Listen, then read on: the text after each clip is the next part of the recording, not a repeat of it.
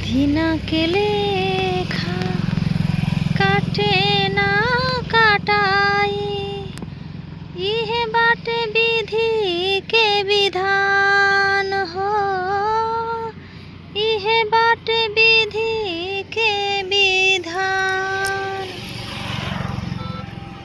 जौन विधि के विधान होखेला ना भैया, उ केहू के काटला से ना कटाला ना मिटेला।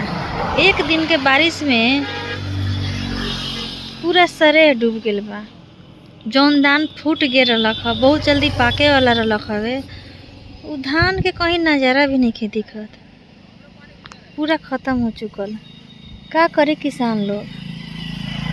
कुछ दिन पहले सुखाड़ के चलते पानी पटावते धान के लोग पालन पोषण कैलक, आ जब ओकरा के फले फूले के भेल, पाके काटे पर आयल, तो सब इंद्र भगवान के कहर और गंगा मैया के बहाव सब बहा के ले गेला।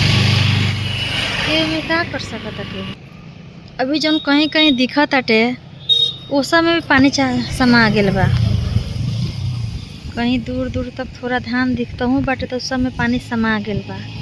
केहू का ही कर सकता है? जौन होखे के रहल उ केहू में होखेला। सुखाड़ से तो लोग पानी से धान पोस लेलक लोग, लेकिन बाढ़ से के बचा पाई?